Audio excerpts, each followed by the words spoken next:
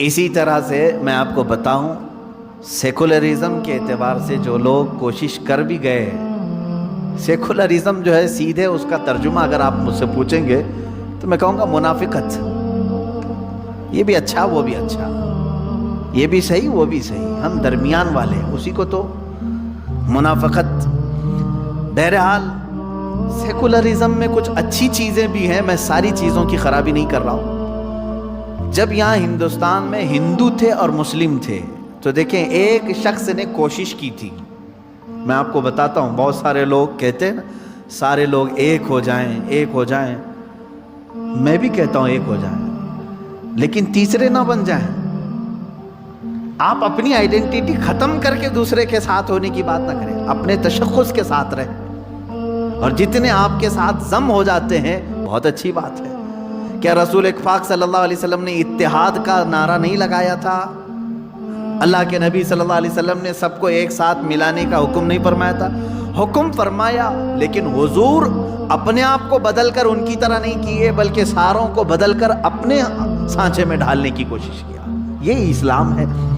اب بھارت میں، ہندوستان میں ایک مسئلہ ایسا پیش آیا ہے، توجہ سے سنیں، اور بہت سارے لوگوں کو شاید ان کی فکر بدل جائے اس سے۔ ہندو تھے، مسلم تھے، ہندو اپنے ہندوانہ رسم و رواج میں تھے، پوجا میں ہیں، ان کے اپنے تہوار ہیں، ان کے اپنے شعار ہیں۔ مسلمانوں کی اپنی عبادتیں ہیں، ان کی مسجدیں ہیں، ان کے اپنا لباس ہے، ان کے اپنے تہوار ہیں۔ لیکن ایک صاحب آئے، گرو نانک۔ گرو نانک پوری دنیا گھومے ہوئے شخص۔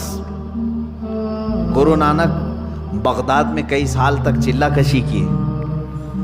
گرو نانک کا بہت سارے ملکوں میں دورہ ہوا، ساری چیزوں کو دیکھ کر کے گرو نانک ایک سیکولر شخص تھا، ایک سیکولر آدمی، یعنی ابھی تک کسی دھرم میں کسی دین میں داخل نہیں۔ اسلام کو بھی خوب پڑھا گرو نانک نے، حضور پاک صلی اللہ تعالیٰ علیہ وسلم کی حدیثیں بھی پڑھی، سنتیں بھی پڑھی، امپریس بھی ہوئی۔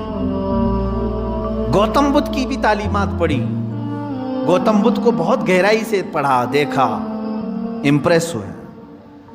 رام کرشن کے بھی بہت سارے کہانیاں پڑھی، ہندوؤں کے پرانے معاملات دیکھے، کچھ اچھائیاں اس میں بھی۔ ہندوستان آنے کے بعد گرو نانک نے کیا کیا؟ کہا کہ اسلام میں بہت ساری اچھائیاں ہیں، بلکہ آپ کو معلوم ہونا چاہیے گرو نانک نے حضور صلی اللہ علیہ وسلم کی شان میں کئی نعتیں لکھی ہیں۔ حضور پاک صلی اللہ تعالیٰ علیہ وسلم کو آج بھی سکھ برادری بڑے پیر کے نام سے جانتے ہیں۔ اللہ کے حبیب صلی اللہ تعالیٰ علیہ وسلم کو بڑا ادب و احترام کرتے تھے۔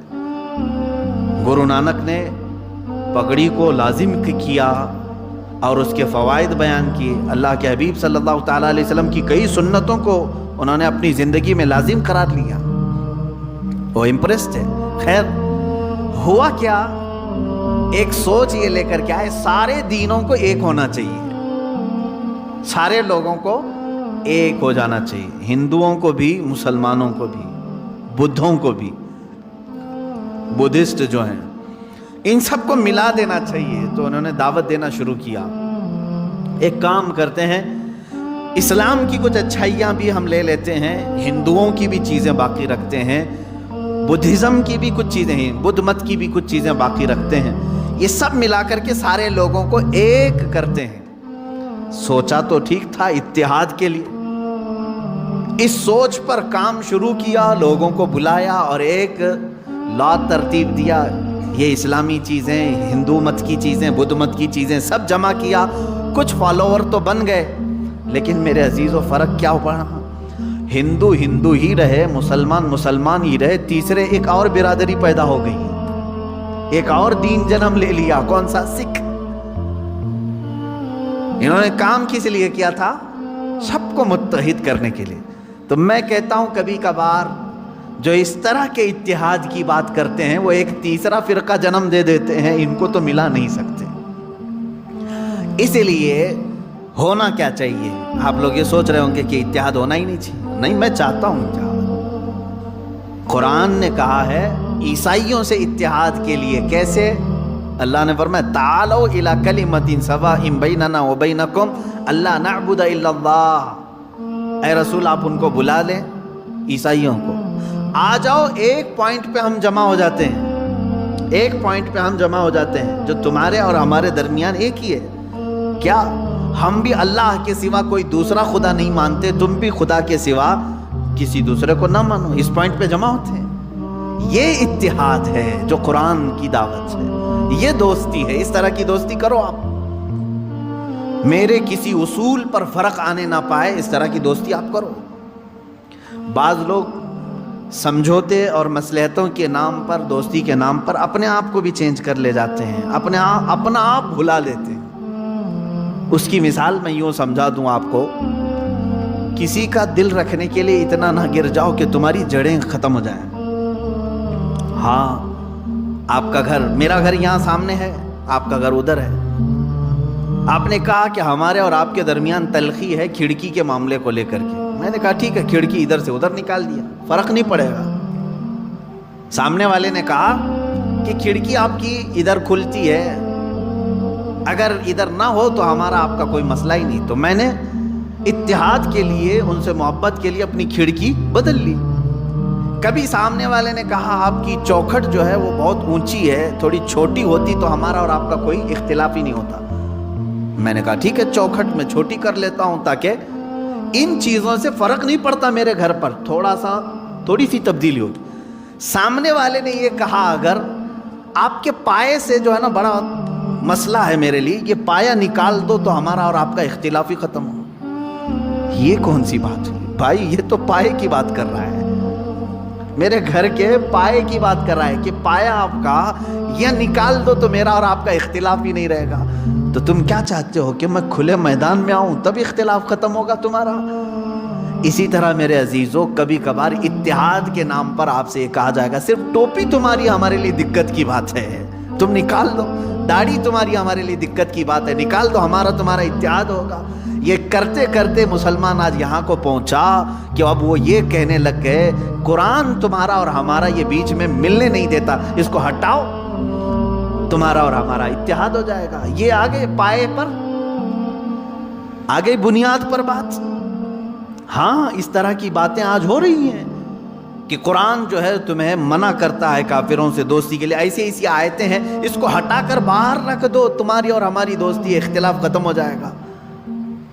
عزیزان گرامی وقار، میں نے بہت اچھی مثال سے آپ کو سمجھایا، جہاں کوئی بات آدمی پائے کے متعلق کہنے لگ جائے تو یہاں سمجھوتا نہیں ہوتا، ورنہ تم در در کی ٹھوکریں کھاتے ہوئے میدان میں بھٹکتے رہو گے، تمہارا اپنا کوئی دین ہی نہیں رہے گا۔ اگر کوئی تمہیں اس بات پر سمجھوتا کرنے کے لیے کہتا ہے کہ تیری اور میری دوستی باقی رہے گی، بس ایک نام محمد ہٹا دے صلی اللہ علیہ وسلم، حضور پاک صلی اللہ تعالی علیہ وسلم کو کیا ہم اپنے درمیان سے ہٹا دیں؟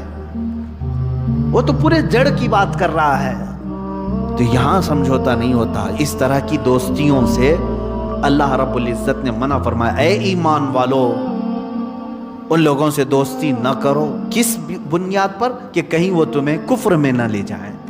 ہاں، میں نے ظاہر کر دیا آپ کے سامنے، تجارت میں دوستی ٹھیک ہے، پڑوس میں ہے نان مسلم کسی بھی دھرم کا رہنے والا، اس کے ساتھ دوستی رکھ سکتے ہو آپ، اگر وہ بھوکا ہے تو آپ کھانا کھلا سکتے ہو، اگر بے لباس ہے تو آپ لباس پہنا سکتے ہیں، اسلام میں یہ تمام چیزوں کی اجازت تھی۔ تجارت میں تم معاملات کر سکتے ہو، پڑوس ہونے کے اعتبار سے معاملات کر سکتے ہو، تمہارے کلیگ ہیں، ایک ساتھ نوکری کرتے ہیں، جاب کرتے ہیں، ایک دوسرے کے ساتھ پڑھاتے ہیں، ان معاملات میں تم تعلقات رکھ سکتے ہو۔ یہاں جو ممانعت آئی ہے وہ دینی معاملات کے سلسلے میں، اسی لیے میں کہتا ہوں عام مسلمانوں کو یہ چاہیے کہ وہ دینی معاملات میں ان لوگوں کے ساتھ ڈسکشن پر بھی نہ جائیں، نہ کریں۔ ہاں، جب کبھی دھارمک معاملات پر بات کرنے کی نوبت آ جائے تو ان لوگوں سے یہ کہیں کہ ہمارے دھرم کو جو زیادہ جانتا ہے وہ بیٹھے، تمہارے دھرم کو جو زیادہ جانتا ہے وہ بیٹھے، یا ان کی فیلڈ ہے وہ گفتگو کریں گے، ورنہ تمہیں ان تمام چیزوں میں الجھا کر کے کبھی قرآن کے بارے میں تم سے سوال کر دے گا، تمہارے قرآن میں ایسی بات آئی ہے، کیا ضروری ہے تم کو ہر چیز کا اس کو جواب دینا؟ اب مثال کے طور پر کوئی میڈیکل کا اسٹوڈنٹ ہے، اس سے ایگریکلچر کے بارے میں پوچھا جا رہا ہے تو کیا ضروری ہے اس کو ہر چیز کا جواب دینا؟ وہ بس اتنا کہہ دے کہ ایگریکلچر کا جو اسٹوڈنٹ ہے اس سے یہ رابطہ کر لیں، آپ وہاں کے ٹیچر سے آپ پوچھ لیں، میری فیلڈ نہیں ہے۔ تمام نوجوانوں سے میں یہی کہوں گا کہ آج کے زمانے میں ڈیبیٹ کا سلسلہ بہت شوق سے دیکھا جاتا ہے اور کیا بھی جاتا ہے۔ ہاں، میں نے اس سے قبل شاید بتایا ہوگا، رات کے 3 بج رہے تھے، ایک بار مجھے فون آیا، رمضان کے ہی موسم، اسی رمضان کے رات کے 3 بجے کے قریب، سحری کو ابھی تھوڑا ٹائم باقی تھا، اور اتنی رات کو فون آئے تو تھوڑا سا قلق ہوتا ہے کہ پتہ نہیں کوئی ایمرجنسی تو نہیں۔ جھٹ سے میں نے اٹھایا، نیند خراب۔ سامنے والے نے کہا کہ حضرت ایک بہت ضروری مسئلہ ہے۔ کہا کہ کیا بات ہے بیٹا؟ کہا مناظرہ چل رہا ہے، ایک سوال آ گیا ہے۔ مناظرہ چل رہا ہے، مناظرے کے بیچ میں رات کے 3 بجے مناظرہ چل رہا ہے۔ اچھا، کس کے ساتھ؟ کہا کہ وہ سلفی ہے، اہل حدیث ہے، اور ان کے ساتھ مناظرہ چل رہا ہے۔ مسئلہ کیا ہے؟ حضور پاک صلی اللہ تعالیٰ علیہ وسلم کی ذات کو لے کر کے کوئی مسئلہ تھا۔ میں نے کہا اتنی رات میں یہ اٹھا کر کے پوچھ رہا ہے؟ میں نے کہا بیٹا یہ کہاں چل رہا ہے؟